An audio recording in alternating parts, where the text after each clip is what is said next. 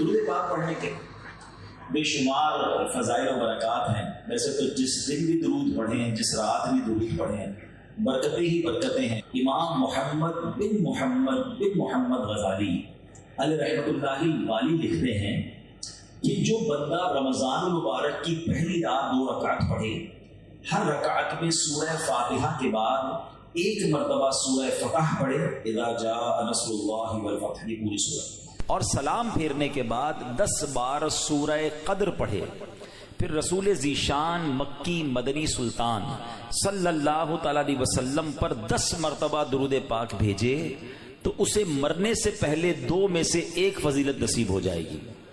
اور یہ جو 2 انعام ہے نا، جن دونوں میں سے کوئی ایک ملے گی، یہ دونوں ہی بڑے کمال کے ہیں. فرمایا یا تو اس بندے کو خواب میں اللہ تعالی کا دیدار نصیب ہو جائے گا، ہائے ہائے، اور فرمایا دوسری کیا ہے، یا پھر دوسری فضیلت اس کو یہ ملے گی کہ وہ شب قدر کو حاصل کر لے گا. تو دونوں ہی سمجھ لے کمال کی فضیلتیں ہیں. تو رمضان کی پہلی رات انشاءاللہ یہ 2 رکعتیں پڑھنی ہے. میں ریپیٹ کر دیتا ہوں، ہر رکعت میں سورہ فاتحہ کے بعد ایک مرتبہ سورہ فتح، اذا جاء نصر اللہ والفتح، پوری سورت، اور جب پوری کر لے 2 رکعت تو 10 بار سورہ قدر، انا انزلناہ فی لیلۃ القدر، یہ پوری سورت، اور اس کے بعد 10 مرتبہ درود پاک پڑھنے ہیں. سبحان اللہ. ماہ رمضان تو کیا آتا ہے، بیڑا پار ہو جاتا ہے، گناہ گاروں کی بن آتی ہے. اللہ اس رمضان کی برکتیں ہم سب کو نصیب فرمائے. تو درود پاک کی کیا بات ہے، نیت کر لیں انشاءاللہ کثرت کے ساتھ درود پاک پڑھیں گے انشاءاللہ. نام حضرت پہ لاکھ بار درود، بے عدد اور بے شمار درود ہم کو پڑھنا خدا نصیب کرے. دم بدم اور بار بار درود، کون جانے درود کی قیمت، کون جانے درود کی قیمت ہے. عجب در شاہوار درود، جو محب نبی ہے اے کافی، جو محب نبی ہے اے کافی، چاہیے اس کو بار بار درود. صلو علی الحبیب صلی اللہ تعالی علی محمد صلی اللہ علیہ وسلم. سبحان اللہ سبحان اللہ. میرے پیارے اسلامی بھائیوں، ایک مرتبہ پھر ماہ غفران، نزول قرآن، رب کے مہمان ماہ رمضان کی آمد ہے. کچھ ہی دن کے بعد یہ اعلان ہوگا، مبارک ہو، ماہ رمضان المبارک کا چاند نظر آ گیا ہے. یہ اعلان سنتے ہی انشاءاللہ عاشقان رمضان کے دل خوشی سے جھوم اٹھیں گے، چہروں پر تازگی آ جائے گی، مسجدوں کی رونق بڑھ جائے گی.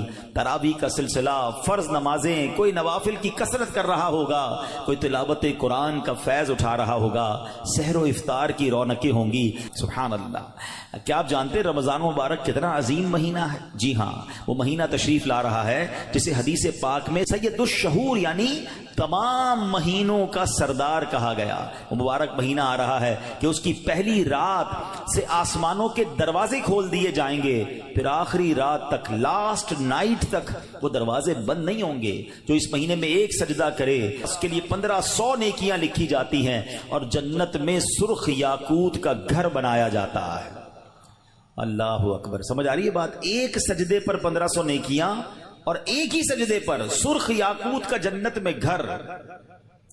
اب سوچیں جو نفل پڑھتے ہیں، جو پوری تراویح پڑھتے ہیں، ہر سجدے پر کیا کچھ حاصل کر رہے ہیں. انہیں سوچنا چاہیے جو تراویح میں سستی کر جاتے ہیں، نوافل میں سستی کرتے ہیں. دل پر چوٹ کرنے کے لیے ایک جملہ کہہ دیتا ہوں، باقی پھر آگے چلتے ہیں. کہ اگر یہ کہہ دیا جائے کہ ماہ رمضان میں جو جتنے سجدے کرے گا اسے اتنے 1000 روپے ملیں گے، پھر بتائیں کتنے سجدے کریں گے. اچھا جناب، جو ماہ رمضان میں پوری تراویح پڑھے گا اسے جناب کورنگی کی ایک بڑی سوسائٹی میں ایک پلاٹ دیا جائے گا، 20 رکعت پوری پڑھے. بندہ کہ 20 کے بعد کہیں گے کچھ اور بھی پڑھ لیتا ہوں، ایک پورا پلاٹ مل جائے گا.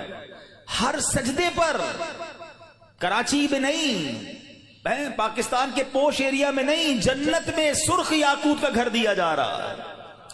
تو کتنے سجدے کرنے چاہیے رمضان میں؟ وارے نیارے ہو گئے نا، اتنا آسان. سبحان اللہ. اور سنو، وہ مہینہ آ رہا ہے کہ جو ماہ رمضان کا پہلا روزہ رکھتا ہے اس کے پچھلے گناہ معاف کر دیے جاتے ہیں. صبح سے شام تک 70,000 فرشتے اس کے لیے دعائیں مغفرت کرتے ہیں. آج دنیا میں پتہ ہے ہم کسی بڑے بزرگ شخصیت کو ڈھونڈ رہے ہوتے ہیں, کسی عالم دین سے پیار ہوتا ہے, کسی پیر صاحب سے محبت ہوتی ہے, بندہ کہتا ہے جا کے یار ان سے دعا کروا لوں میرا کام ہو جائے گا.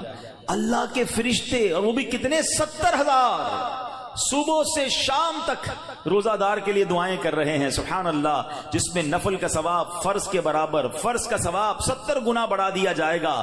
رمضان مبارک کی جب پہلی رات آتی ہے, اللہ پاک اس امت کی طرف نظر رحمت فرماتا ہے, اور جس پر اللہ نظر رحمت فرمائے اسے کبھی عذاب نہ دے گا.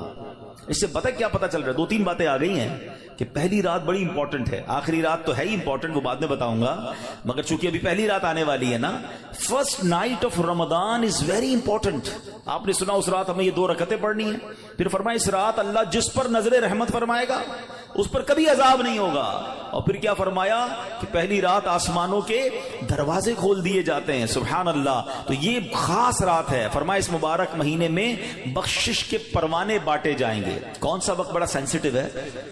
جو افطار کا وقت ہے نا, یہ بڑا سینسٹیو ہے, بڑا حساس, بڑا خوبصورت وقت ہے. حدیث پاک میں آتا ہے جس کا مضمون ہے ہر روز افطار کے وقت 10 لاکھ گناہگاروں کی بخشش کی جائے گی. اور اس مبارک مہینے میں جتنے جمعے ہوں گے, فرمایا تب تو وارے نیارے ہو جائیں گے جمعرات کی مغرب سے لے کر غروب آفتاب سے جمعے کے غروب آفتاب تک. یہ جو 24 آورز ہیں, یہ جو دن رات ہے, فرمایا ہر گھڑی میں 10 لاکھ گناہگار جہنم سے آزاد کر دیے جاتے ہیں. اور وہ بھی کون سے؟ جن پر جہنم واجب ہو چکی تھی, گناہوں کی وجہ سے جن پر جہنم واجب ہو گئی, وہ گناہگار بخشے جائیں گے. اللہ اکبر. اب سوچو یہ رمضان کیسا مہینہ ہے, اس کی کتنی خوشی ہونی چاہیے, کتنی پریپریشن ہونی چاہیے. افطار کا وقت تو اتنا نازک وقت ہے کہ 10 لاکھ بخشے جا رہے ہیں. ہم افطار میں کس کام میں لگے رہتے ہیں بھائی؟ سموسے آگے کے نہیں آئے, پکوڑے آگے کے نہیں آئے, شربت کہاں ہے, دہی بلے کہاں ہیں, فلاں چیز کہاں ہے, گھر میں ایک افراتفری مچی ہوئی ہوتی ہے. پلیز ٹرائی ٹو انڈرسٹینڈ, یہ افطار کا وقت مانگنے کا وقت ہے, گر گڑانے کا وقت ہے, آنسو بہانے کا وقت ہے کہ مولا آج 10 لاکھ بخشے جا رہے ہیں. ان بخشے جانے والوں میں میرا بھی نام لکھ دے. کاش سارے اپنے گھر والوں کو بھی کہہ دیا کرو کہ چھوڑ دیں کچن کے کام, ہم بیٹھ جائیں, جو ہو گیا تیار ٹھیک ہے. یہ آخری 10-15 منٹ, اور سبحان اللہ کراچی والوں کو تو اور فائدہ یہ ہے کہ عین اسی وقت عالمی مدنی مرکز میں ایک عجب سما ہوتا ہے, ایک آنسوؤں کی برسات ہے, ایک دعاؤں کا سلسلہ ہے. ہمارا تو ٹائم بھی میچ ہوتا ہے نا, پنجاب والے یا دنیا کے دوسرے ملکوں والوں کا وہ افطار کا وقت نہیں ہوتا, ہمارا تو ایگزیکٹ افطار کا وقت وہی ہوتا ہے. تو کیا ہی اچھا ہو کہ باپ بھی بیٹھا ہو, ماں بھی بیٹھی ہو, بچے بھی بیٹھے ہوں اور ہاتھ اٹھے ہوئے ہوں, اللہ کی بارگاہ میں التجائیں ہوں, اے اللہ ہمارا گھرانہ تیرے دربار میں حاضر ہے, اے اللہ افطار کا وقت ہے, 10 لاکھ بخشے جائیں گے. اس بخشے جانے والوں میں ہماری فیملی کا, ہمارے گھر بار کا نام لکھ دے. اے میرے اسلامی بھائیوں, کچھ ایسا انتظام گھر میں کریں کہ 10-15-20 منٹ پہلے اب سارے کاموں سے فارغ ہو جائیں, اب دعاؤں میں گزاریں. افطار سے پہلے بھی دعا کریں, مگر جو خاص مقبولیت کی گھڑیاں ہیں وہ عین افطار کے بعد ہیں. افطار میں لگ جاتے ہیں ہم, کوئی کھجور کھا لی, پانی پی لیا, دوبارہ ہاتھ اٹھائیں, دوبارہ مانگیں. یہ وقت ہے مانگنے کا, یہ قبولیت کی گھڑیاں ہیں. اللہ کرے کہ ہم ان لمحات کو پراپر انداز میں, صحیح انداز میں گزارنے میں کامیاب ہو جائیں. اپنے دل میں خوشی داخل کیجئے, پریپریشن کیجئے, تیاری کیجئے. آپ کے گھر پہ جیسا مہمان آتا ہے آپ ویسی تیاری کرتے ہیں نا. کوئی دور کا مہمان, نارمل مہمان, آپ نارمل سی تیاری کرتے ہیں. اسپیشل مہمان آپ اسپیشل تیاری کرتے ہیں. کچھ مہمان ایسے ہوتے ہیں جن کے آنے کے لیے انتظار ہوتا ہے, یقین نہیں آتا وہ ہمارے گھر آ رہے ہیں. بندہ گھر بھی سجاتا ہے, صفائی بھی کرتا ہے, خوشبو بھی لگاتا ہے, اچھے اچھے کھانے بناتا ہے. مہمان کی تیاری ہے نا. تو رمضان یہ رب کی طرف سے ہمارے لیے مہمان آ رہا ہے, ہماری بخشش کروانے آ رہا ہے.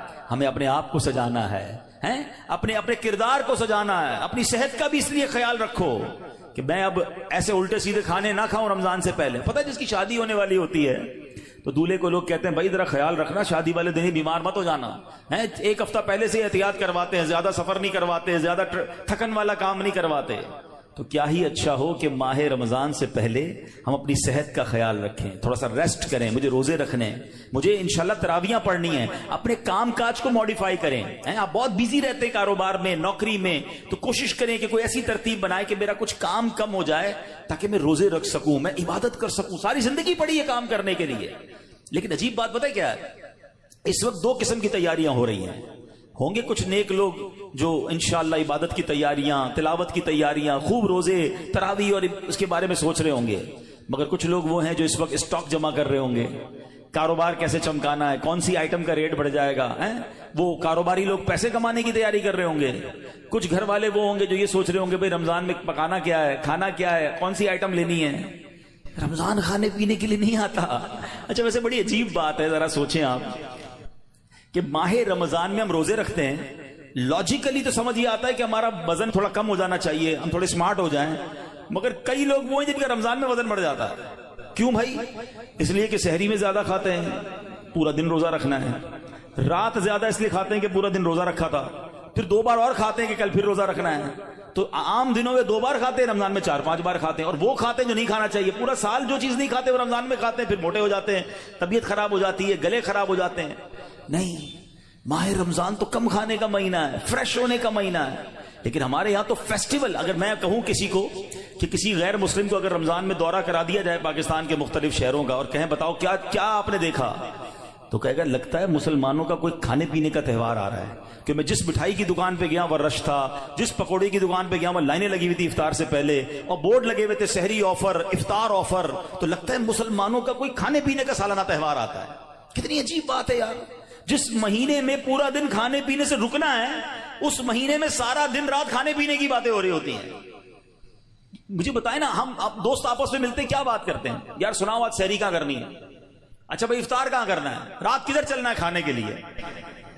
ارے بھائی یہ بات کون کرے گا؟ تراویح کدھر پڑھنی ہے آج؟ تلاوت کدھر کرنی ہے؟ تہجد کہاں پڑھنی ہے؟ علم دین کی محفل کدھر سجی ہوئی ہے؟ ذکر و اذکار میں آج بیٹھ کے کدھر کرنا ہے؟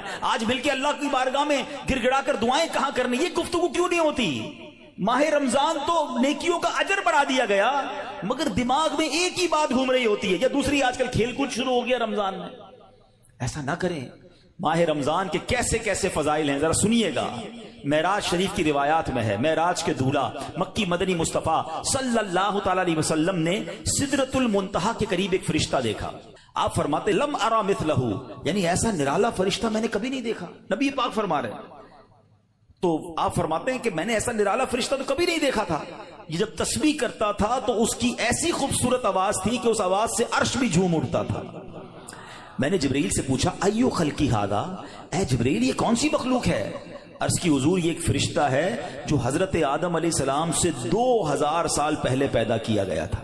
میں نے پوچھا اس سے پہلے یہ کہاں تھا؟ عرض کیا اللہ پاک نے عرش کے نیچے جنت میں ایک جگہ بنائی ہے، یہ وہیں ہوتا ہے۔ حضور آج آپ کے دیدار کے لیے حاضر ہوا ہے۔ کیا شان ہے میرے آقا کی، ہر کوئی فدا ہے بن دیکھے، دیدار کا عالم کیا ہوگا۔ ارے فرشتہ بھی میرے آقا کے دیدار کا تمنائی ہے۔ جبریل امین کہتے ہیں حضور آج آپ کے دیدار کے لیے حاضر ہوا ہے۔ مکی مدنی سلطان صلی اللہ تعالی علیہ وسلم فرماتے ہیں اب نبی پاک علیہ الصلوۃ والسلام نے اس فرشتے سے ایک بڑا کمال کا سوال کیا، ذرا سنیے گا، آپ کا ایمان تازہ ہو جائے گا۔ پیارے آقا علیہ الصلوۃ والسلام نے اس فرشتے کو سلام کیا تو وہ اللہ پاک کی تسبیح میں مصروف تھا، اسے سلام سنائی نہ دیا۔ اب جبریل امین نے اسے کہا ہذا محمد صلی اللہ علیہ وسلم، یہ محبوب خدا جناب رسول اللہ صلی اللہ علیہ وسلم ہے۔ جب اس نے سنا تو خوشی سے اپنے 2 سبز پر پھیلائے، یہ اتنے بڑے پر تھے جنہوں نے آسمانوں اور زمین کو گھیر لیا۔ اب اس نے مجھے نبی پاک فرماتے ہیں مجھ سے گلے ملنے کی سعادت حاصل کی، ادب سے بوسہ بھی دیا، پھر عرض کی یا رسول اللہ صلی اللہ تعالی علیہ وسلم آپ کے لیے گڈ نیوز ہے، آپ کے لیے خوشخبری ہے کہ اللہ پاک نے ماہ رمضان کے صدقے آپ کی امت کی بخشش فرما دی۔ اس فرشتے نے نبی پاک کو عرض کی کہ حضور آپ کی امت کو اللہ نے ماہ رمضان کے صدقے بخش دیا ہے۔ سبحان اللہ۔ نبی ہاشمی صلی اللہ علیہ وسلم مزید فرماتے ہیں اس فرشتے کے سامنے 2 صندوق رکھے ہوئے تھے جن پر ہزاروں تالے لگائے ہوئے تھے۔ میں نے پوچھا ان صندوقوں میں کیا ہے؟ اس فرشتے نے عرض کی ان صندوقوں میں آپ کی امت کے روزہ داروں کے لیے جہنم سے آزادی کے پروانے ہیں۔ آئے ہائے، ہماری مغفرت کا انتظام پہلے ہی رب نے فرما دیا ہے۔ کاش ہم ماہ رمضان کے قدردار بن جائیں۔ اے گناہ گاروں تمہاری سمجھ لو بات بن آئی ہے، عاصیوں کی مغفرت کا لے کر آیا ہے پیام۔ جھوم جاؤ مجرموں رمضان ماہ غفران ہے، بھائیوں بہنوں کرو سب نیکیوں پر نیکیاں، پڑ گئے دوزخ پہ تالے، قید میں شیطان ہے، اللہ اکبر۔ تو اے میرے پیارے اسلامی بھائیوں، یہ اس قدر مبارک مہینہ ہے کہ اللہ کریم اس مہینے میں رحمتوں اور برکتوں کے دروازے کھول دیتا ہے، اس مہینے میں مغفرتوں کے انتظام ہو گئے ہیں۔ اللہ کرے کہ ہم ماہ رمضان کی قدر کرنے والے بن جائیں۔ رب عز و جل قرآن مجید میں اس ماہ مبارک کے بارے میں فرماتا ہے۔ ماہ رمضان کی آپ اہمیت کا اندازہ اس بات سے بھی لگائیں کہ پورے قرآن میں صرف ایک ہی مہینے کا ذکر ہے، اور وہ مہینہ کون سا ہے؟ وہ مہینہ ماہ رمضان ہے۔ اللہ قرآن میں فرماتا ہے بسم اللہ الرحمن الرحیم شہر رمضان الذی انزل فیہ القرآن ھدی للناس وبینات من الھدی والفرقان فمن شہد منکم الشہر فلیصم۔ ترجمہ کنز العرفان۔ رمضان کا مہینہ ہے جس میں قرآن نازل کیا گیا، جو لوگوں کے لیے ہدایت اور رہنمائی ہے اور فیصلے کی روشن باتوں پر مشتمل ہے۔ تو تم میں جو کوئی یہ مہینہ پائے تو ضرور اس کے روزے رکھے۔ سبحان اللہ۔ اے میرے پیارے اسلامی بھائیوں، رمضان کا مہینہ کیا خوبصورت فرمایا کہ جو اس مہینے کو پائے وہ روزے رکھے۔ پیارے اسلامی بھائیوں، رمضان المبارک کی شان کیسی ہے؟ جس کو بھی رمضان ملتا ہے نا، اس کو گویا لاٹری لگتی ہے۔ میں آپ کو واقعہ سناتا ہوں، بہت امیزنگ واقعہ ہے۔ پیارے آقا علیہ السلام کی بارگاہ میں بڑے صحابی ہیں، بلند مرتبہ صحابی ہیں، حضرت طلحہ بن عبید اللہ رضی اللہ تعالیٰ عنہ فرماتے ہیں کہ ایک مرتبہ دو شخص نبی پاک کی بارگاہ میں ایک ساتھ آئے، دونوں نے کلمہ پڑھا، صحابی ہونے کا درجہ حاصل کر لیا، بڑے نیک اور پرہیزگار تھے، اور ان میں سے ایک عبادت اور ریاضت میں بہت زیادہ محنت کرتے تھے۔ جو زیادہ عبادت گزار تھے یہ ایک مرتبہ ایک غزوے میں شریک ہوئے اور شہید ہو گئے، جہاد میں گئے اور شہید ہو گئے، اور ایک سال بعد دوسرے جو صحابی تھے ان کا بھی انتقال ہو گیا۔ ٹھیک ہے، حضرت طلحہ فرماتے ہیں ان دونوں کے دنیا سے جانے کے بعد ایک رات میں نے خواب میں دیکھتا ہوں کہ میں جنت کے دروازے پر کھڑا ہوں، یہ دونوں صحابی رسول وہاں موجود ہیں۔ اتنے میں جنت کے اندر سے کوئی باہر آیا، وہ صحابی جن کا انتقال ایک سال بعد ہوا تھا انہیں لے کر جنت میں چلا گیا۔ تھوڑی دیر کے بعد دوبارہ وہ فرشتہ آیا اور جو صحابی ایک سال پہلے شہید ہوئے تھے ان کو بعد میں جنت میں لے کر گیا۔ اب بات سمجھ آ رہی ہے؟ جو شہید ہوئے، زیادہ عبادت کرتے تھے، وہ بعد میں جنت میں گئے، اور جو ایک سال بعد جن کا انتقال ہوا، جو اتنی عبادت نہیں کرتے تھے مگر وہ جنت میں پہلے چلے گئے۔ اچھا کمال دیکھو صحابہ کرام علیہ رضوان کا، کہ جو بھی خواب دیکھتے تھے، جو بھی ذہنوں میں سوال ہوتا تھا، ڈائریکٹلی نبی پاک علیہ السلام کی بارگاہ میں آ جاتے۔ ان کے پاس کیسی نعمت موجود تھی کہ اس کا مسئلے کا حل تو نبی پاک نے کرنا ہے۔ کہا حضور یہ کیا ماجرا ہے؟ شہید وہ ہوئے، عبادت بھی زیادہ کرتے تھے، جنت میں وہ بعد میں جا رہے ہیں، جن کا انتقال بعد میں ہوا حضور وہ پہلے جا رہے ہیں جنت میں۔ اللہ اکبر۔ تو نبی پاک علیہ السلام نے کیا خوبصورت جواب دیا، فرمایا یہ دوسرے صحابی ایک سال زیادہ زندہ نہیں رہے؟ کہا جی حضور یہ تو ایک سال زیادہ زندہ رہے۔ تو فرمایا کیا ایک سال زیادہ زندہ رہنے والے نے ایک سال پہلے شہید ہونے والے سے زیادہ روزے نہیں رکھے ایک سال؟ فرمایا ہاں روزے تو رکھے۔ تو نبی پاک نے پوچھا کیا اس ایک سال بعد والے نے سجدے زیادہ نہیں کیے؟ عرض کیا جی حضور سجدے بھی زیادہ کیے۔ تو نبی پاک نے فرمایا بس اسی وجہ سے ان دونوں کے درمیان زمین و آسمان کا فرق ہے۔ بات سمجھ آ رہی ہے؟ مومن اور نیک آدمی کی لمبی عمر یہ اس کے لیے بہت بڑی سمجھ لو فائدہ ہے کہ وہ جتنا جیتا ہے اتنے سجدے زیادہ کرتا ہے، اتنے رمضان اسے ملتے ہیں۔ یاد رکھیے گا بندہ نیک ہو اور عمر طویل ہو تو اس کے وارے نہیں آ رہے ہیں، لیکن اگر بندہ گناہ گار ہے، اس کی عمر بڑی ہو جائے تو وہ تو مارا گیا نا، اس کی تو روز نماز قضا ہو رہی ہے، اس کے رمضان کے روزے بھی قضا ہو رہے ہیں، وہ روز جھوٹ بول رہا ہے، وہ روز حرام کما رہا ہے، تو اس کا تو گناہوں کا میٹر جاری ہے نا۔ یہ لوگ بڑی عمر کی جو دعا کرتے ہیں نا، بڑی اچھی نعمت ہے یہ، لیکن اللہ سے ہمیشہ یہ دعا کریں کہ مولا نیکیوں والی طویل عمر عطا فرما، عافیت والی طویل عمر عطا فرما۔ تو پتہ چلا کہ پھر رمضان آ رہا ہے میری بخشش کروانے، پھر رمضان آ رہا ہے میرے نامہ اعمال میں۔ تو پتہ چلا کہ ماہ رمضان یہ ہمارے لیے بہت بڑا احسان ہے۔ اللہ خیر سے رمضان عطا کر دے، اس کو ضائع نہ ہونے دینا، اس کو خوب نیکیوں میں گزارنا۔ پچھلے گناہوں کی معافی کا ایک اور چانس دیا جا رہا ہے، مغفرت کا گویا ایک اور موقع آنے والا ہے۔ اللہ کرے کہ ہم اس کی قدر کرنے میں کامیاب ہو جائیں۔ یا خدا ہم عاصیوں پر یہ بڑا احسان ہے، یا خدا ہم عاصیوں پر یہ بڑا احسان ہے، زندگی میں پھر عطا ہم کو کیا رمضان ہے۔ یا الہی تو مدینے میں کبھی رمضان دکھا، یا الہی تو مدینے میں کبھی رمضان دکھا، مدتوں سے دل میں یہ عطار کے ارمان ہے۔ تو اے میرے پیارے اسلامی بھائیوں، کاش ماہ رمضان کی ہم قدر کرنے میں کامیاب ہو جائیں۔ آپ کو معلوم ہے ماہ رمضان آتا تھا نا تو میرے آقا اس کا بھرپور استقبال فرماتے تھے۔ دیکھیں، ہمیں اگر اپنی آنے والی نسلوں تک یہ بات باقی رکھنی ہے کہ رمضان کی اہمیت رہے، ہمارے بچوں کو پتا چلے، انہیں سارا سال انتظار رہے، تو ہمیں بھی ماہ رمضان کو سیلیبریٹ کرنا چاہیے۔ نبی پاک کیا کرتے، میرے آقا جب چاند نظر آتا نا سبحان اللہ، تو پیارے آقا علیہ الصلوۃ والسلام قبلے کی طرف رک کر کے یوں دعا مانگتے۔ ذرا دعا دیکھیے گا کون سی ہے۔ آقا کی دعا کیا ہوتی؟ اللہم احلہ علینا بالامن والامانہ والسلامۃ والعافیۃ المجللۃ ودفاع الاسقام والعون علی الصلاۃ والصیام والقیام وتلاوۃ القرآن اللہم سلمنا لرمضان وسلمہ منا حتی ینقضی وقد غفرت لنا ورحمتنا وعفوت عنا۔ اے اللہ، اس چاند کو ہم پر امن و امان، سلامتی، مکمل عافیت اور بیماریوں سے حفاظت کا ذریعہ بنا، اور نماز، روزے، عبادت اور تلاوت قرآن پر مدد کا سبب بنا۔ اے رب کریم، ہمیں رمضان کی وجہ سے سلامتی عطا فرما، یعنی اسے ہمارے لیے سلامتی والا بنا اور اسے ہم سے سلامتی عطا فرما، یہاں تک کہ جب یہ رخصت ہو تو تیری مغفرت و رحمت اور عفو درگزر ہمارا یقینی مقدر بن چکا ہو۔ سبحان اللہ۔ تو پتا چلا رمضان مبارک کی آمد پر خوشخبریاں دینا، لوگوں کو مبارکباد دینا، یہ اچھا کام ہے۔ انشاءاللہ اگر ہم رمضان کی آمد کی خوشی بنائیں گے، اللہ کی رحمت جوش میں آئے اور کاش ہم جنت کے حقدار بن جائیں۔ مگر ایک احتیاط اس میں کرنی ہے، جب بھی رمضان آتا ہے نا تو ایک بڑا عجیب سا میسج وائرل ہوتا ہے۔ کیا وائرل ہوتا ہے؟ حدیث پاک میں ہے کہ جس نے سب سے پہلے آمد رمضان کی مبارک دی اس کے لیے جنت واجب ہو جاتی ہے۔ ایسی کوئی حدیث ہمارے آقا مکی مدنی مصطفیٰ صلی اللہ تعالی علیہ وسلم سے ثابت نہیں ہے، نہ ہی رمضان کے بارے میں، نہ ہی کسی مبارک مہینے کے بارے میں۔ ایسے جھوٹے میسیجز کو آگے بڑھانا نہیں چاہیے۔ جو بھی آپ کو میسج بھیجے اس کو محبت کے ساتھ سمجھائیں کہ ایسی کوئی حدیث نہیں ہے۔ حدیث پاک ذرا غور سے سن لیں، جو ہر میسج آگے فارورڈ کر دیتے ہیں نا، پہلے چیک تو کریں یہ حدیث ہے بھی کہ نہیں۔ ہم کہیں جھوٹی حدیث یا جھوٹی بات پھیلانے کا سبب تو نہیں بن رہے۔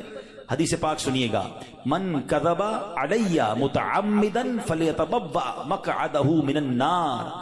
آقا فرماتے جس نے مجھ پر جان بوجھ کر جھوٹ باندھا، مثلا نبی پاک علیہ الصلوۃ والسلام نے کوئی بات فرمائی نہیں تھی اور یہ کہہ دیا کہ پیارے آقا علیہ الصلوۃ والسلام کی حدیث ہے، تو ایسا بندہ اپنا ٹھکانہ جہنم میں بنا لے۔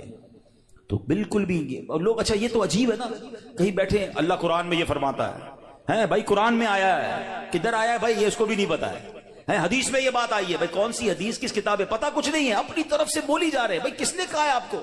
قرآن میں آیا ہے، حدیث میں آیا ہے، آپ کو جب پتا نہیں ہے، آپ کو یاد نہیں، اتنا سخت معاملہ ہے، نبی پاک کی طرف جھوٹ باندھنا ہے، اور آقا نے کیا فرمایا؟ اپنا ٹھکانہ جہنم بنایا۔ تو آپ کہہ دیں میں نے کہیں پڑھا ہے، ہو سکتا ہے میں نے کہیں سنا ہے، قرآن اور حدیث کی بات کرتے تو لرزہ آ جانا چاہیے، ایک زبردیر پیش کا ہم فرق نہیں کر سکتے قرآن میں، جناب اللہ نے قرآن میں یہ فرمایا، تم کو نہیں پتا قرآن میں یہ ہے، بحث کریں گے اور قرآن کو بیچ میں لے آئیں گے۔ یہ ہماری خواتین بھی بہت کرتی ہیں، تو مہربانی کر کے اس سے توبہ کریں، اور ان معاملات میں جب تک آپ کے سامنے، آپ دیکھیں آج کروڑوں لوگوں کی تقدیریں بدلنے والے، لاکھوں ہزاروں حافظ اور عالم بنانے والی شخصیت امیر اہل سنت، نہ جانے کتنی ہزاروں ان کو حدیثیں یاد ہوں گی، کتنی روایتیں اور آیتیں یاد ہیں، مگر آج بھی آپ مدنی مذاکرے میں دیکھیں یہ کیوں، یہ ہماری تربیت کے لیے کہ وہ پہلے قرآن کی کوئی آیت پڑھنی ہے تو لکھا ہوا سامنے لاتے ہیں، حدیث پڑھنی ہے تو پورا پڑھ کے سناتے تاکہ ایگزیکٹلی وہی لفظ لوگوں کے سامنے جائے جو نبی پاک کے دہان مبارک سے نکلا ہے۔ تو ہماری آپ کی جرت نہیں ہونی چاہیے کہ حدیث میں اپنی طرف سے حاشیے لگائیں، اپنی طرف سے معاذ اللہ قرآن پاک کے بارے میں بعض اوقات تو یہ بات ایمانیات پر آ جائے گی، اگر اپنی طرف سے کوئی بات ایڈیشن کر رہا ہے تو بڑے احتیاط کی حاجت ہے۔ البتہ ماہ رمضان ایک اور خوبصورت آیت سنیے گا، اس میں قرآن پاک نے جو ہم پر رمضان کے روزے فرض کیے گئے نا اس کا ریزن بیان کیا، یعنی ہماری شریعت ہم سے چاہتی کیا ہے۔ روزے تو ہم برسوں سے رکھ رہے ہیں، بچپن سے روزے رکھ رہے ہیں، کئی ایسے یہاں ایسے ہوں گے، لیکن اس روزے سے میں حاصل کیا کرنا ہے؟ قرآن کیا فرماتا ہے سنو، اللہ قرآن میں فرماتا ہے یا ایھا الذین آمنوا کتب علیکم الصیام کما کتب علی الذین من قبلکم، اے ایمان والو تم پر روزے فرض کیے گئے جیسے تم سے پہلے لوگوں پر فرض کیے گئے تھے، مگر آگے ریزن بتایا گیا کیوں کیے گئے، لعلکم تتقون، قرآن کہتا ہے تاکہ تم پرہیزگار بن جاؤ۔ آج سمجھ لیں، میں اس موضوع کو تھوڑا اور مزید ڈیفائن کروں گا، کہ روزے فرض ہونے کی وجہ قرآن نے کیا بیان کی؟ لعلکم تتقون، تاکہ تم پرہیزگاری اختیار کرو، تم پرہیزگار بن جاؤ۔ اس آیت کریمہ میں جو روزے کی اعلیٰ ترین حکمت اور بہت بڑا فائدہ بیان کیا گیا، ایکچولی اس میں چھپا ہوا ہے لعلکم تتقون، تاکہ تم پرہیزگار بن جاؤ۔ اے میرے پیارے اسلامی بھائیوں، پتا چلا کہ مبارک مہینہ ہے جس میں ہمیں تقوی حاصل کرنا ہے۔ آپ نے علماء کرام کا بیان سنا ہوگا، وہ بعض علماء کہتے ہیں الحمدللہ رب العالمین والعاقبۃ للمتقین۔ اس کا معنی پتا ہے؟ اے ہائے، یقین کریں کبھی کبھی خطبہ ہی ہلا دیتا ہے یہ جملہ اگر سمجھ آ جائے نا کہ تمام تعریفیں اس رب کے لیے ہیں جو عالمین کا رب ہے، والعاقبۃ للمتقین، جو آخرت ہے نا، جو بعد والی زندگی ہے وہ ہے ہی متقین کے لیے۔ تو ہم کدھر جائیں گے اگر ہم متقیوں میں نہیں ہیں؟ تو پھر ہمارا کیا بنے گا؟ اب ذرا غور کیجئے، تقوی یہ بڑی کمال کی نعمت ہے، آسان نہیں ہے، مگر سبحان اللہ رمضان کا روزہ جو ہے وہ ہمیں متقی بنانے آیا ہے۔ قرآن کہتا بھی یہی ہے لعلکم تتقون، تاکہ تم پرہیزگار بن جاؤ، متقی بن جاؤ۔ سبحان اللہ، تقوی کتنی بڑی دولت ہے۔ حضرت ابو سعید خدری رضی اللہ تعالیٰ عنہ سے روایت ہے، رسول اکرم نور مجسم شفیع معظم صلی اللہ علیہ وسلم نے ایک صحابی کو نصیحت کرتے ہوئے فرمایا علیک بتقوی اللہ فإنہ جماع کل خیر، تم پر تقوی لازم ہے کہ بے شک تقوی تمام بھلائیوں کا مجموعہ ہے، تمام بھلائیوں کا کمبینیشن کیا ہے؟ وہ تقوی ہے۔ حجت الاسلام امام محمد غزالی فرماتے ہیں اے عزیز، تجھے جاننا چاہیے کہ تقوی ایک نایاب خزانہ ہے، اگر تم اس خزانے کو حاصل کرنے میں کامیاب ہو گئے تو تم بہت بڑی کامیابی حاصل کر لو گے۔ یوں سمجھو کہ دنیا اور آخرت کی تمام بھلائیاں تقوی میں جمع کر دی گئی ہیں۔ اور وہ تقوی کیسے ملے گا؟ وہ روزے سے ملتا ہے۔ اگر بندہ صحیح معنوں میں روزہ رکھ لے تو انشاءاللہ وہ تقوی اختیار کر لے گا۔ تو اے میرے پیارے اسلامی بھائیوں، اب ذرا غور کیجئے، ایکچولی رمضان کو نئی زندگی پانے کا مہینہ قرار دیا گیا۔ یہ بڑی کمال کی بات سنیے گا، شاید آپ کو حیرانی ہوگی کہ صوفیہ کرام کے مطابق انسان 2 مرتبہ پیدا ہوتا ہے۔ ہر انسان، صوفیہ کرام کہتے ہیں 2 مرتبہ پیدا ہوتا ہے۔ پہلی ولادت تو وہ مشہور ہے جب ہم دنیا میں آئے، کوئی 30 سال پہلے آیا، کوئی 40 سال، ڈیٹ آف برتھ ڈے بناتے نا، وہ تو پہلی ولادت ہے۔ فرمایا دوسری ولادت وہ ہوتی ہے کہ جب بندہ دل کی پاکیزگی حاصل کر لیتا ہے، جب بندہ باطنی بیماریوں سے، حرص، لالچ، ہوس، دنیا کی محبت، تکبر، خود پسندی سے اپنے آپ کو پاک کر لیتا ہے، یہ اس کی دوسری ولادت ہوتی ہے۔ یعنی زندگی میں ایک موقع ملتا ہے بدلنے کا، ٹرن اراؤنڈ ہونے کا، اپنے آپ کو سدھارنے کا، سچی توبہ کرنے کا۔ ایک بار پھر رمضان آ رہا ہے، آؤ دوبارہ جی لیتے ہیں، آؤ دوبارہ بدل جاتے ہیں، آؤ اپنے رب سے دوستی کر لیتے ہیں۔ جو زندگی گزری ہمیں سب کو معلوم ہے کیسی گزری، کیوں نہ یہ رمضان اپنے آپ کو بدلنے کا مہینہ بنا دیں۔ اللہ نے پھر موقع دے دیا ہے۔ اے میرے پیارے اسلامی بھائیو، اس بات کو اس طرح سمجھیے، ایک بزرگ بڑی عمر کے تھے، ان کی عمر 60 یا 70 سال تھی، بال بھی سفید تھے۔ کسی نے کہا حضور آپ کی عمر کتنی ہے؟ کہتے 4 سال۔ کہ حضور کیوں مذاق کر رہے ہیں، اتنی بڑی عمر ہے، آپ کے تو اپنے پوتے پوتیاں ہوں گی، آپ کہہ رہے ہیں 4 سال عمر ہے۔ کہتے ہیں بات یہ ہے کہ عمر تو بہت زیادہ ہے، بس توبہ کیے ہوئے 4 سال ہی ہوئے ہیں، اللہ سے دوستی کیے ہوئے 4 ہی سال ہوئے ہیں، باقی زندگی تو کھیلوں میں، گناہوں میں گزار دی ہے۔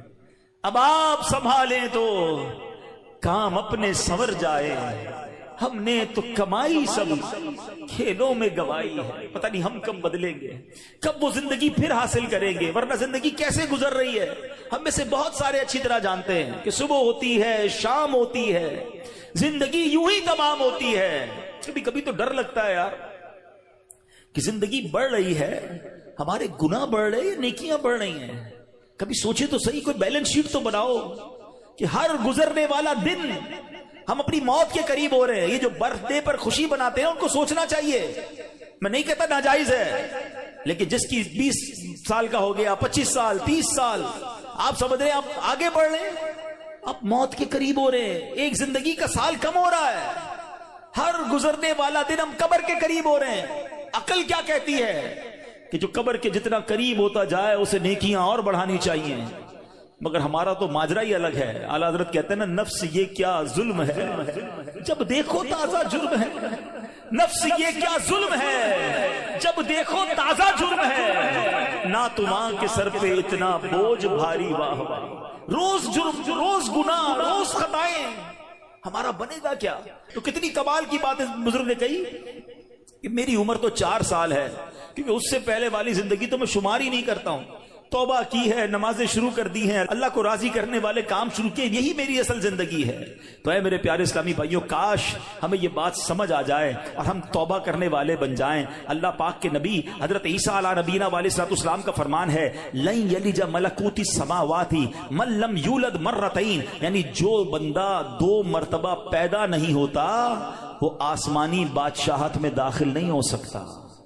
یہ بزرگوں کے اقوال ملتے ہیں کہ دوسری زندگی کب ملی تمہیں؟ توبہ کے بعد والی زندگی, اللہ سے دوستی والی زندگی. اے شراب پینے والو, اے نماز قضا کرنے والو, اے حرام کام کرنے والو, اے چھپ چھپ کر گناہ کرنے والو, اے چوری کرنے والو, اے ڈاکہ ڈالنے والو, اے ماں باپ کو ستانے والو, کب تک گناہ کرو گے؟ آؤ وہ مہینہ آ رہا ہے جس مہینے میں ہمیں رب سے دوستی کرنی ہے, جس مہینے میں ہمارے دشمن, ارے ہمیں بہکاتا کون ہے؟ ابلیس تھا, شیطان. اسی شیطان کو تو رمضان میں بند کر دیا جاتا ہے. کتنا ہمارے لیے کام آسان ہو گیا, بہکانے والا ہی بند ہے. اب تو توبہ کر لو, اب تو رب سے دوستی کر لو, اب تو اپنی لائف کو ریوائیو کر کے نشاط ثانیہ ایک نئی زندگی حاصل کر لو کہ چلو اس رمضان سے پہلے والی زندگی دوسری, اور اب زندگی الگ ہے. اب اللہ کی رضا والی زندگی, اب سجدوں والی, اب نماز والی, اب حلال والی زندگی ہوگی. آپ نے 2 صحابی کے واقعات سنے, 1 سال زندہ رہے زیادہ, وہ شہید سے آگے بڑھ گئے کیونکہ وہ 1 سال انہوں نے سجدوں میں, نمازوں میں, روزوں میں گزارا. ہمارا ہر سال ہمارے نہ جانے کتنے گناہوں میں اضافہ کرتا ہوگا. ہمیں یہ غور کرنا چاہیے. کاش اب زندگی کو بدلنے میں کامیاب ہو جائیں. حدیث پاک میں فرمایا, ان لکل شیء بابا وان باب العبادۃ الصیام, بے شک ہر چیز کا دروازہ ہوتا ہے اور روزہ عبادت کا دروازہ ہے. تو ہے میرے پیارے اسلامی بھائیوں, کاش ہم روزے کی اہمیت کو سمجھیں. ہمارا ایک اور بڑا پرابلم ہے, ہم نے روزے کا نام بس بھوکا پیاسا رہنے کو سمجھ لیا ہے. لوگ جناب ہمارے یہاں تو ایسے بھی لوگ پائے جاتے ہیں, بات آپ کو عجیب لگے گی. میں بہت چھوٹا تھا, ہمارے علاقے میں جب لوگ ساری رات جاگتے ہیں تو ایک صاحب کے بارے میں کسی نے عذرائے مذاق کہا کہ یہ صاحب بھونپو تو بھونپو روزہ رکھتے ہیں. میں نے کہا یہ کون سا روزہ ہوتا ہے؟ ہم جب چھوٹے تھے, اب تو پتہ نہیں وہ سائرن بجتے ہیں, بھونپو کہتے تھے اس کو, سحری کا سائرن تو افطار کا سائرن. میں نے کہا یہ کون سا روزہ ہے؟ تو ساری رات جاگتے ہیں, سحری کر کے سو جاتے ہیں اور اب افطار میں جا کے اٹھتے ہیں. تو نہ ظہر پڑی نہ عصر پڑی, مغرب کا بھی پتہ نہیں ہے. یہ کون سا روزہ ہے؟ صرف کیا بھوکا پیاسا ہی رہنا ہے؟ فلمیں ڈرامے دیکھ رہے ہیں لوگ, موبائل پہ گیمز چل رہی ہیں, میوزک چل رہا ہے. ہم کیوں رمضان کی نہیں سمجھ رہے؟ روزہ کس چیز کا نام ہے؟ دیکھو یہ کیسے بندے کو پلٹا دیتا ہے اگر صدق کے دل کے ساتھ روزہ رکھا جائے. حضرت شیخ ابو بکر شبلی کا واقعہ سنیے گا. کہتے ہیں اپنی زندگی کا ایک حیرت انگیز واقعہ بیان کیا آپ نے. ایک مرتبہ ایک قافلے کے ساتھ میں ملک شام جا رہا تھا, تو کہتے ہیں کہ راستے میں اچانک ڈاکوؤں کی جماعت نے ہمارے قافلے پر اٹیک کیا اور قافلے والوں کا ساز و سامان لوٹ کر اپنے سردار کے سامنے ڈھیر کر دیا. جانچ پڑتال کرنے لگے, ایک شخص کے سامان سے بہت ساری شکر اور بادام نکلے. ڈاکو تو ڈاکو ہوتے ہیں, انہوں نے جناب کہا چلو مال بھی ملا اور پیسے کھانا بھی ملا, تو سب نے شکر اور بادام کھانا شروع کر دی. مگر میں نے دیکھا کہ ڈاکوؤں کا سردار کھا نہیں رہا کچھ. تو شیخ ابو بکر شبلی کہتے ہیں بھائی تم کیوں نہیں کھا رہے؟ لوٹ تو لیا ہے, سب کھا رہے, تم خاموش ہو. تو کہتا ہے میرا روزہ ہے. شیخ ابو بکر شبلی کہتے ہیں کہ ایک طرف تو لوگوں کا مال لوٹ رہے ہو, لوگوں سے پیسے لوٹ رہے ہو, اور تم روزہ بھی رکھے ہوئے ہو, یہ کیا بات ہوئی؟ تو کیا کہتے ہیں وہ ڈاکو کا سردار کہتا ہے کہ اللہ پاک سے صلح کے لیے کوئی راہ بھی تو باقی رکھنی چاہیے نا. مجھے پتا ہے میں غلط کر رہا ہوں, مگر رب کو راضی کرنے کے لیے کوئی راستہ تو باقی رکھوں نا. اللہ اکبر. وہ کہتے ہیں مجھے تو, شیخ ابو بکر شبلی کہتے ہیں میں تو بات بھول گیا, مگر کچھ عرصے کے بعد میں نے مکہ مکرمہ میں اسی ڈاکوؤں کے سردار کو دیکھا. اس کے چہرے پر عبادت کا نور تھا, مجاہدات کی وجہ سے اس کا جسم کمزور پڑ چکا تھا, وہ احرام باندھے طواف کعبہ میں مصروف تھا. اسی حالت میں دیکھ کر مجھے ایک بار پھر حیرت ہوئی. میں نے ان سے پوچھا تم وہی نہیں جو ڈاکوؤں کے سردار تھے؟ کہتے ہاں بات یہ ہے کہ میں وہی ہوں, اور سنیے اسی روزے نے میری اللہ پاک سے صلح کروا دی ہے. یہ روزہ عبادت کا دروازہ ہے, اس کی اہمیت کو سمجھنا ہے. روزہ رکھ کر دے لوگ گناہ کر رہے ہیں, رمضان کی راتوں میں جو گناہ کر رہے ہیں, خدا نہ ایسا نہ کریں. اور آئیے گناہوں بھری زندگی سے ہمیں اپنے آپ کو بدلنا ہے. صحابی رسول حضرت جابر بن عبداللہ کا کمال کا فرمان ہے. میں نے خود زندگی میں پہلی بار جملہ پڑھا, لیکن کیا کمال کی بات آپ فرماتے ہیں. آپ فرماتے لا تجعل یوم صومک و یوم فطرک سواء. فرماتے تمہارے روزے کا دن اور بغیر روزے کا دن ان دونوں کو ایک جیسا مت رکھو. بات بڑی پتے کی ہے. تم بغیر روزے کے جیسے ہوتے ہو, روزے میں بھی ویسے ہی ہو. روزے کا دن الگ ہونا چاہیے، اس دن عبادتیں زیادہ ہونی چاہیے، اس دن گناہوں سے بدلنا ہونا چاہیے، اس دن میرے اندر اور تبدیلی آنی چاہیے۔ کاش آنکھوں کا روزہ ہو کہ میری آنکھیں حرام نہ دیکھیں، کاش زبان کا روزہ ہو کہ میری زبان جھوٹ نہ بولے، کسی کا دل نہ دکھائے، کاش میرے ہاتھ بھی روزے میں ہوں، یہ ہاتھ کسی ظلم کی طرف نہ بڑھیں، کاش میرے پیر بھی روزے والے ہوں، یہ پیر مجھے کسی حرام کے اڈے کی طرف نہ لے جائیں۔ اللہ کرے کہ صرف بھوکا پیاسا نہیں، ہم اپنے پورے جسم کا روزہ رکھیں، اپنے کردار کا روزہ رکھیں، میری ذات سے کسی کو تکلیف نہ پہنچے۔ اور سچی بات بتاؤں، روزہ تو بہت سارے لیسن دیتا ہے۔ تقوی کی بات ہو رہی ہے نا، ایکچولی تقوی کی شاندار پریکٹس بھی ہمیں روزہ کرواتا ہے۔ مجھے بتائیے، جب ہم روزہ رکھتے ہیں اور افطار کا وقت قریب آنے والا ہوتا ہے، لاکھوں کروڑوں لوگ روزہ رکھتے ہیں پوری دنیا میں، اب دیکھیں تو اربوں لوگ روزہ رکھتے ہیں، کوئی ایک اسلامی بھائی، بچہ بچی مجھے بتا دیں، اسلامی بھائی اسلامی بہن، کہ جو روزے سے پہلے چپکے سے گھر میں جائے، کوئی دیکھنے والا نہ ہو اور کچھ کھانا پینا کھا لے۔ آپ کے ساتھ کئی بار ایسا ہوا ہوگا کہ افطار سے پہلے آپ گھر گئے ہوں گے، گھر میں کوئی نہیں ہے، آپ نے فریج کھولا ہوگا، کوئی ٹھنڈا شربت پڑا ہوا ہے، فروٹ کٹا ہوا ہے، گھر میں پانی کا جگ بھی پڑا ہوا ہے، آپ کو پیاس بھی لگ رہی ہے، گھر میں کوئی بھی نہیں ہے، کوئی ایک ایسا جس نے چپکے سے پانی پی لیا ہو۔ جب کوئی نہیں دیکھ رہا، بھائی کیوں نہیں پیا آپ نے، تو آپ کیا جواب دیں گے؟ کون دیکھ رہا ہے؟ اللہ دیکھ رہا ہے، ایسا ہی ہے نا۔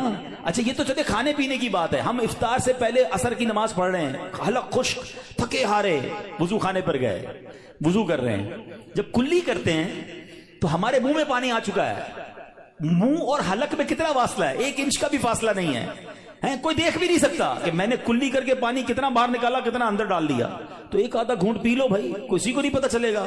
تو آپ کیا جواب دیں گے؟ کون دیکھ رہا ہے؟ جواب ذرا بلند آواز سے دو نا، کون دیکھ رہا ہے؟ کمال کی بات ہے۔ دیکھو روزہ کیسی شاندار پریکٹس کرا رہا ہے، میں اکیلا ہوں، کھا پی اس لیے نہیں رہا ہوں کہ اللہ دیکھ رہا ہے۔ اور آپ کو پتا یہی کھانا پینا سحری کا وقت ختم ہونے سے پہلے بھی حلال، افطار کا وقت ہو گیا اس کے بعد پھر حلال، صرف اس ٹائم میں نہیں کھا پی رہا، حلال چیزیں تھی، روزے کی وجہ سے بعد میں رک گیا۔ تو جو رب تمہیں کھاتے پیتے دیکھ رہا ہے وہ حرام کام کرتے نہیں دیکھتا۔ آپ سوچیں، یہ شاندار، ہم ہر سب جتنے مسلمان ہیں پریکٹس کرتے ہیں رمضان میں، بالکل پکی پریکٹس ہوتی ہے، اللہ دیکھ رہا ہے اس لیے نہیں کھاؤں گا، اللہ دیکھ رہا ہے پھر فلم کیوں دیکھتے ہو، اللہ دیکھ رہا ہے پھر حرام کیوں دیکھتے ہو، اللہ دیکھ رہا ہے تم جھوٹ کیوں بولتے ہو۔ رمضان میں بھی گناہ کر رہے ہیں لوگ، اور رمضان کے بعد تو دھڑلے سے کر رہے ہیں۔ کیا میرا رب معاذ اللہ تمہیں صرف کھاتے پیتے دیکھ سکتا ہے؟ تمہیں حرام کام کرتے ہوئے، حرام کماتے ہوئے، جھوٹ بولتے ہوئے، کسی پر زیادتی کرتے ہوئے نہیں دیکھ رہا؟ اس وقت کیوں خیال نہیں آتا اللہ دیکھ رہا ہے؟ اس کا مطلب یہ ہوا کہ اللہ کی رحمت سے ہمیں پریکٹیکلی تقوی کی پریکٹس کرائی جاتی ہے رمضان میں، تاکہ ہم تگڑے ہو جائیں، ہم روحانی طور پہ مضبوط ہو جائیں۔ شیطان کو بند کر دیا جاتا ہے، لیکن جیسی شیطان آزاد ہوتا ہے، جو مسجد صبح و شام بھری رہتی ہے وہ خالی ہو جاتی ہے، جناب پھر غلط گناہوں کے کام شروع ہو جاتے ہیں۔ کیوں؟ ارے ہماری تو پریکٹس کروائی گئی رمضان میں کہ رمضان کے بعد بھی مضبوط رہیں۔ آئیں اس بار ایسی پکی سچی نیت کر لو کہ انشاءاللہ رمضان کا بھی انتظار نہیں کریں گے، آج سے انشاءاللہ اب نمازوں کی پابندی شروع ہو جائے گی انشاءاللہ، آج سے اب گناہوں کو چھوڑ کر رمضان کا استقبال کرنا ہے نا۔ آئیے میں بتاتا ہوں وہ رمضان کیسے گزارتے تھے۔ سبحان اللہ، اللہ کے پیارے حبیب علیہ الصلوۃ والسلام جب رمضان آتا نا، بی بی عائشہ فرماتی ہے آپ کے چہرے کا رنگ بدل جاتا۔ اچھا کیوں بدلتا تھا؟ کہ خوف خدا، کہ کہیں رمضان میں حق کے بندگی ادا کرنے میں کوئی کمی نہ رہ جائے۔ یہ کس کی بات ہو رہی ہے؟ محبوب رب العالمین جناب رسول اللہ صلی اللہ تعالی علیہ وسلم، آپ کا رنگ بدل جاتا۔ کیا کبھی ایسا ہوا کہ رمضان میں ہمارے چہرے کا رنگ بدلے، کہ ہم ڈر جائیں کہ یا اللہ رمضان تو مل گیا، کہیں اس کا ادب کر سکوں گا کہ نہیں؟ ٹینشن ہی کسی کو نہیں ہے، فکر ہی کوئی نہیں ہے۔ نبی پاک کا یہ انداز تھا۔ پھر پیارے آقا علیہ الصلوۃ والسلام، اچھا پھر جو رمضان کی بے حرمتی کرتے ہیں نا، جو رمضان کی راتوں میں گناہ کرتے ہیں، ماد اللہ رمضان کی قدر نہیں کرتے، وہ بھی ذرا ایک واقعہ سن لیں۔ علامہ ابن جوزی رحمۃ اللہ تعالی لکھتے ہیں، اللہ پاک کے آخری نبی رسول مقبول علیہ الصلوۃ والسلام نے فرمایا میرے پاس جبریل امین حاضر ہوئے، عرض کی یا رسول اللہ صلی اللہ تعالی علیہ وسلم، قیامت میں ایک نوجوان کو لایا جائے گا، وہ غمگین ہوگا، رو رہا ہوگا، فرشتے اس کو لوہے کے گرزوں یعنی آئرن راڈ سے اسے ہانک رہے ہوں گے، وہ نوجوان 1000 سال تک الامان الامان پکارتا رہے گا، لیکن اس کو امان نہیں دی جائے گی۔ پھر اس نوجوان کو 1000 سال کے بعد رب قہار کی بارگاہ میں پیش کیا جائے گا، اللہ پاک فرشتوں کو حکم دے گا کہ اسے منہ کے بل جہنم میں ڈال دو۔ جبریل امین کا بیان سن کر رسول اکرم صلی اللہ تعالی علیہ وسلم نے فرمایا اے جبریل یہ کون ہوگا؟ عرض کیا حضور وہ آپ کا ایک امتی ہوگا۔ فرمایا اس کا گناہ کیا ہوگا؟ اس کا گناہ کیا ہوگا؟ عرض کی یا رسول اللہ صلی اللہ تعالی علیہ وسلم، یہ وہ بدنصیب ہے جس کی زندگی میں رمضان المبارک تو تشریف لایا مگر توبہ و استغفار کی بجائے ماہ رمضان کو اس نے گناہوں میں گزار دیا۔ رمضان میں گناہ نہیں کرنے، یہ بات سمجھ لو۔ آج میرے پیارے اسلامی بھائیوں، بات بڑی سمجھنے والی ہے۔ مجھے ایک بات بتائیں، کوئی کہیں بھی گناہ کرے، گناہ ہوتا ہے، غلط ہے، مگر کوئی مکہ پاک میں جا کے گناہ کرے، حدود حرم میں جا کے گناہ کرے، ایک گناہ 1,00,000 گناہ کے برابر ہو جاتا ہے، سزا زیادہ ہو جاتی ہے۔ آپ کی مسجد کے باہر روڈ پہ کھڑے ہو کے معاذ اللہ کوئی گالی نکالے، حرام، لیکن مسجد کے اندر آ کر نکالے، آپ کیا کہیں گے؟ خدا کا خوف کرو اللہ کے گھر میں۔ تو اسی طرح کچھ مقام کی اہمیت ہوتی ہے، کچھ وقتوں کی اہمیت ہوتی ہے، کچھ مہینوں کی اہمیت ہوتی ہے۔ رمضان ہمیں بخشوانے آیا ہے۔ اچھا ایسا تو ہے نہیں کہ جیسے ہی رمضان کا چاند نظر آئے گا میری جناب جتنی بھی گناہوں کی عادتیں وہ آٹومیٹکلی بند ہو جائیں گی۔ جس کی جھوٹ بولنے کی عادت ہے، جس کی حرام دیکھنے کی عادت ہے، جس کی لڑائی کرنے کی عادت ہے، جس کی معاذ اللہ برے کام کرنے کی عادت ہے، وہ رمضان میں کیسے بچائے گا اپنے آپ کو؟ تو ابھی سے اپنے آپ کو بچانا شروع کر دیں، پریکٹس شروع کریں اور اپنا ذہن بنا لو، آپ کچھ بھی ہو جائے میں نے انشاءاللہ گناہ نہیں کرنا ہے۔ رمضان میں اپنے آپ کو گناہوں سے بچانا ہے۔ میرا موبائل اگر گناہوں کی طرف لے جاتا ہے، مجھے موبائل نہیں چاہیے، میں بھلے وہ چھوٹا والا موبائل لے لوں یا کم از کم یہ پیجز اور یہ بہت سارے جو سافٹ ویئر اپنے موبائل سے نکال دوں، کیونکہ کہیں میرا موبائل ہی مجھے گناہ نہ کروا دے۔ مجھے نہیں کھولنا ٹی وی اگر میرے ہاتھ سے ریموٹ ہاتھ میں آتا ہے اور میں کچھ غلط چیز دیکھتا ہوں۔ مدنی چینل دیکھیں، سبحان اللہ، ہر اس دوستی سے، ہر اس کمپنی سے، ہر اس صحبت سے مجھے بچنا ہے کہ جہاں بیٹھتا ہوں تو غیبتیں ہوتی ہیں، جہاں بیٹھتا ہوں تو جناب گناہ ہوتے ہیں۔ مجھے نہیں جانا بھائی، ایک گناہ اور 1 سال کے اعمال برباد، پتہ چلا لوگ رمضان میں نیکیاں کر کے بخشش پا رہے ہوں اور میں اپنی بری عادتوں کی وجہ سے مار کھاؤں۔ یہ بہت سخت عذاب ہے۔ دیکھیں آپ نے سنا نا کہ 1000 سال تک وہ الامان الامان پکارتا رہے گا مگر اس کی پکار نہیں سنی جائے گی۔ ادھارا یہ مہینے میں قدر کرنی ہے، یہ مہینہ میری اور آپ کی بخشش کے لیے آیا ہے، یہ ہمارے اعمال نامے کو بہت زیادہ انشاءاللہ امپروو کرنے کے لیے آیا ہے۔ اللہ کرے کہ ہم اس مہینے کے بارے میں سوچیں۔ ایک اور انداز میرے آقا کا کیا تھا، بی بی عائشہ صدیقہ رضی اللہ تعالیٰ عنہا فرماتی ہیں جب رمضان کا مہینہ تشریف لاتا تو پیارے آقا علیہ الصلوۃ والسلام عبادت پر کمر باندھ لیا کرتے ہیں۔ نبی پاک عبادت تو ویسے بھی بڑی فرمایا کرتے تھے مگر رمضان میں اسپیشل میرے آقا علیہ الصلوۃ والسلام اور زیادہ عبادت کرتے، نوافل بڑھا دیتے، ذکر و اذکار بڑھا دیتے، دعائیں بڑھا دیتے۔ تو ہمیں بھی رمضان میں پلان کرنا ہے کہ میں نے انشاءاللہ تلاوت قرآن کرنی ہے، میں نے رمضان میں اتنے نوافل پڑھنے ہیں، میں نے انشاءاللہ اتنے درود پڑھنے ہیں، میں نے آپ فضول کاموں سے بچنے لگ جائیں، آپ کی ویسے ہی ٹائم میں بڑی برکت ہو جانی ہے۔ اچھا رمضان المبارک میں پیارے آقا کا ایک اور انداز، نبی پاک رمضان میں 20 رکعت تراویح پڑھتے تھے۔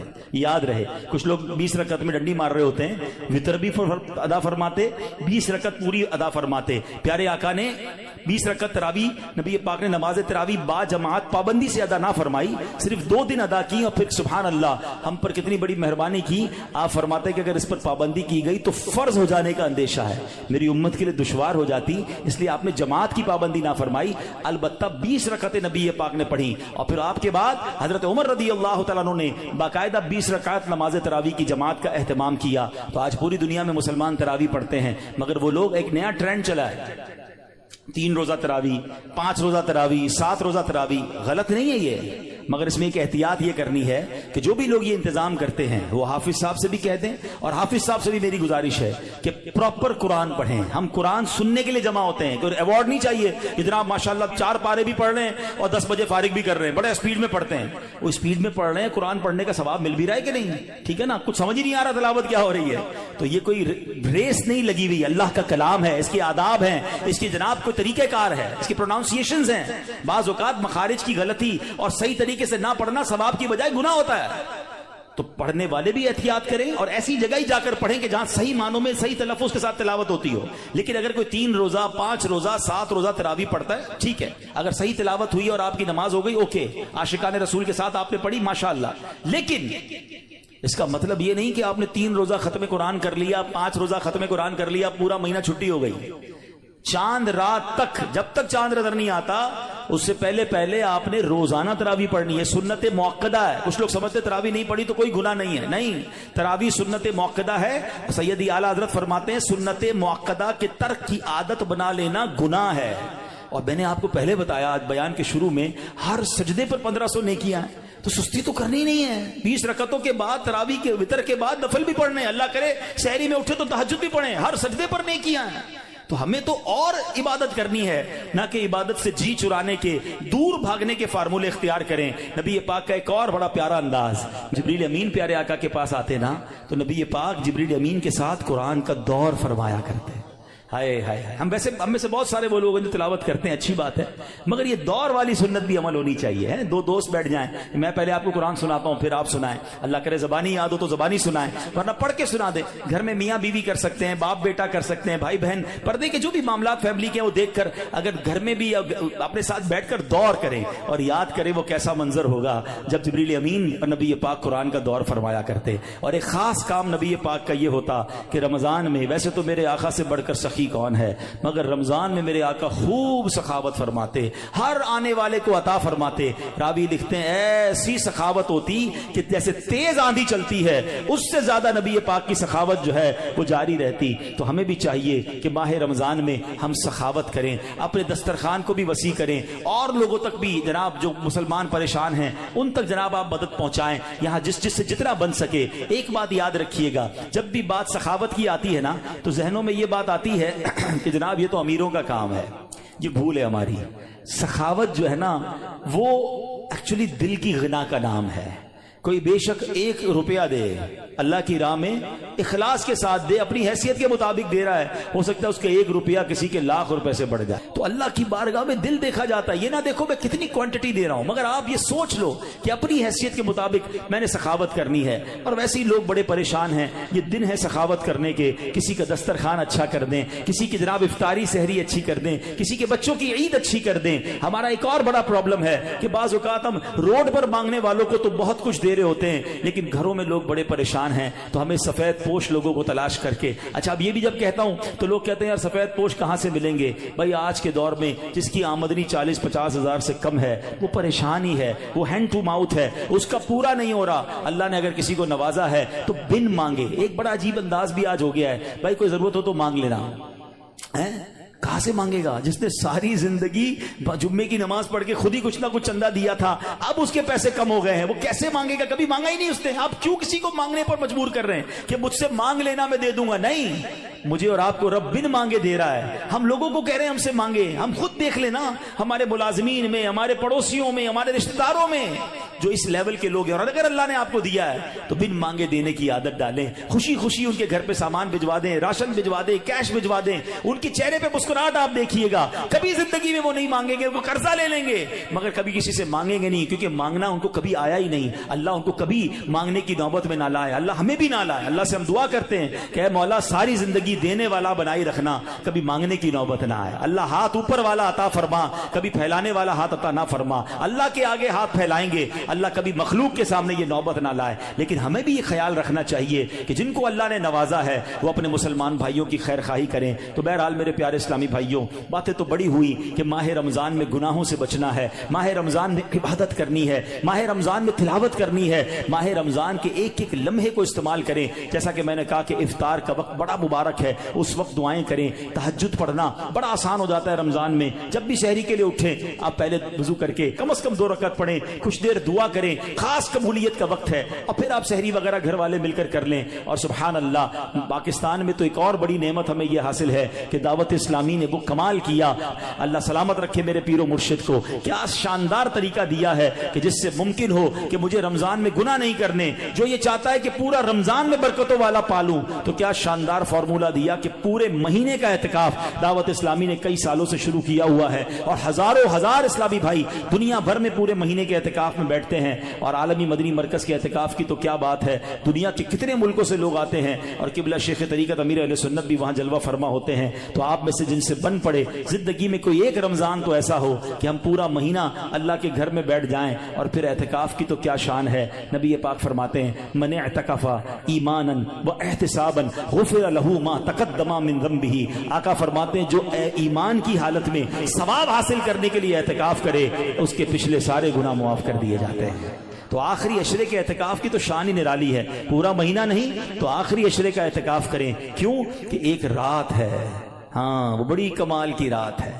قرآن پاک میں رمضان کا تو ذکر آیا نا، اس رات کے لیے تو پوری سورت آئی ہے سورہ قدر کے نام سے۔